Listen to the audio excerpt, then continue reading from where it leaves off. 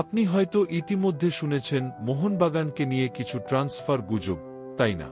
কিন্তু আসলেই কি আমরা যে তথ্যগুলো শুনছি সেগুলোতে কতটা বিশ্বাসযোগ্যতা আছে?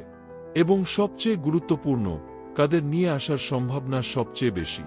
আপনি যদি এর উত্তর জানার জন্য আগ্রহী থাকেন, তবে এই ভিডিওটি আপনাকে গুজব, সম্ভাবনা এবং যা আসলেই হতে পারে তা নিয়ে পরিষ্কার ধারণা দিতে সাহায্য করবে। পুরো ভিডিওটি দেখুন, কারণ আমি আপনাদের এমন কিছু বলবো যা সঠিক তথ্যের ওপর ভিত্তি করে। কিন্তু প্রথমেই একটা গুরুত্বপূর্ণ বিষয় পরিষ্কার করে বলি, এখন যে যা বলছে সবই কিন্তু গুজব, এবং পুরোপুরি নিশ্চিত হওয়ার আগে কোনো সিদ্ধান্তে পৌঁছানো ঠিক হবে না।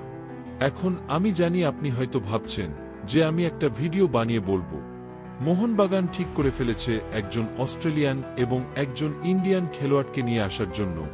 এটা অনেক ভিউ পেতে পারে এবং কিছু লাভও হতে পারে। তবে আমি একজন মোহনবাগান সমর্থক হিসেবে আপনাদের সাথে মিথ্যা বলার চেয়ে সৎ থাকতে চাই। আমি এমন কিছু বলবো না যেটা একেবারেই নিশ্চিত নয়। আমি যে তথ্যগুলো জানি সেগুলো আপনাদের সাথে শেয়ার করতে চাই।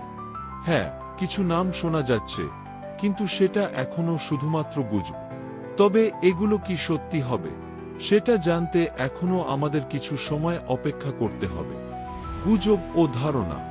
এখন আপনি যখন শুনবেন যে মোহনবাগান দুটি বড় নাম নিয়ে আলোচনা করছে, তখন প্রথম প্রশ্নটা হলো, এগুলি কি সত্যি?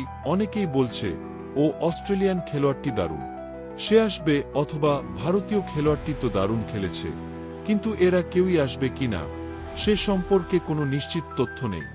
যদি মোহনবাগান দুটি নাম নেয়, তাহলে আমরা কি বুঝতে পারি? আসলেই কি তাদের পরিকল্পনা সঠিক? এটা কিন্তু কিছুটা জটিল, কারণ মাঠে খেলোয়াড় নির্বাচন শুধু নামের ওপর নির্ভর করে না। এটি নির্ভর করে দলে তার ভূমিকা, ক্লাবের বাজেট, স্যালারি ক্যাপ এবং ভবিষ্যতের পরিকল্পনা অনুযায়ী। এর সঙ্গে যুক্ত হয় ক্লাবের দরকার এবং খেলোয়াড়ের খেলার ধরন। তাই যখন কিছু নাম শোনা যায়, তখন সেগুলি অনেক সময় অন্য কারণে ওঠে, কোনো এক কর্মকর্তা, কোনো এজেন্ট অথবা মিডিয়া। আইএসএল এখনও শেষ হয়নি। এটি একটি গুরুত্বপূর্ণ বিষয়। আইএসএল এখনও শেষ হয়নি এবং প্লেয়ারদের ভবিষ্যৎ নির্ধারণ করতে কিছু সময় লাগবে। ইস্টবেঙ্গল বা মোহনবাগান কেউই এখনই চূড়ান্ত সিদ্ধান্ত নেবে না যতক্ষণ না মৌসুম শেষ হয়।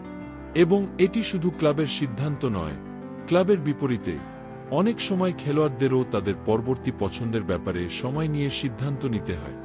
মোহনবাগানের পরিস্থিতি। এখন আসুন একটু মোহনবাগানের অবস্থা নিয়ে আলোচনা করি। আগের ভিডিওতে যেমন বলেছিলাম, মোহনবাগানের স্যালারি ক্যাপ, টেটো স্যালারি পূর্ণ হয়ে গেছে। এর মানে হল, যদি কোনো নতুন খেলোয়াড় আনতে হয়, তবে প্রথমে স্যালারি ক্যাপটা ঠিক করতে হবে। এটা কিন্তু একেবারে সহজ নয়, বিশেষ করে যদি কোনো বড় নামের খেলোয়াড় নিয়ে আসতে হয়। নতুন খেলোয়াড়ের জন্য টাকা কোথা থেকে আসবে সেটা তো আগে ঠিক করতে হবে। আমরা জানি মোহনবাগান এমন কিছু খেলোয়াড় নিয়ে কাজ করতে চায় যারা তাদের ভবিষ্যতের জন্য উপকারী হতে পারে। তবে এক্ষেত্রে যদি কোনো খেলোয়াড়কে আনতে হয়, তাহলে স্যালারি ক্যাপের সমস্যার সমাধান করতে হবে। এটা তো বলাই বাহুল্য, নতুন খেলোয়াড় আসা মানে পুরনো খেলোয়াড়দের মধ্যে কিছু পরিবর্তন আসবে, হয়তো কাউকে সরাতে হবে। গ্লেন মার্টিন্স এবং অন্যরা। এখন অনেকেই প্রশ্ন করতে পারেন, তাহলে কে চলে যাবে? গ্লেন মার্টিন্সের নাম প্রায়ই ওঠে, কিন্তু আসলে সে তো মোহনবাগানের স্যালারি ক্যাপের মধ্যে নেই, কারণ সে লোনে এসেছে গোয়া থেকে। তাই সে কোনোভাবেই স্যালারি ক্যাপকে প্রভাবিত করছে না। তবে যদি কোনো সিনিয়র খেলোয়াড়কে সরাতে হয়, তাহলে খুব সম্ভবত লিস্টন, ম্যানভির, থাপা, সাহাল, সুভাশিস, আশিস রায় সহ অন্যান্যদের মধ্যে কোনো একজনকে সরানো হতে পারে। তবে এদের মধ্যে কোনো খেলোয়াড়েরও সরে যাওয়ার সম্ভাবনা খুব কম। ইন্ডিয়ান এবং বিদেশি খেলোয়াড়দের ব্যাপারে সিদ্ধান্ত। এখন আসুন দেখি মোহনবাগান আসলে কি ধরনের খেলোয়াড় চাচ্ছে। তারা এমন খেলোয়াড়দের দিকে নজর দিচ্ছে যারা দীর্ঘমেয়াদী পরিকল্পনার জন্য উপযোগী হবে। অতএব তাদের পরিকল্পনা শুধুমাত্র এটার ওপর নির্ভর করছে যে কোনো খেলোয়াড় তাদের ভবিষ্যৎ দৃষ্টিভঙ্গির সঙ্গে কতটা মানানসই। এই কারণে বয়স্ক খেলোয়াড়দের ক্ষেত্রে, যাদের ক্যারিয়ারের শেষ প্রান্তে পৌঁছেছে, তাদের আসার সম্ভাবনা কম। এদিকে মোহনবাগান তাদের স্যালারি ক্যাপ বাড়ানোর চেষ্টা করতে পারে। যদি 1.8 কোটির স্যালারি ক্যাপ 2.0 কোটিতে বাড়ানো হয় তাহলে নতুন খেলোয়াড় নেওয়া সম্ভব হতে পারে। কিন্তু এই প্রসেসও খুব সহজ নয়।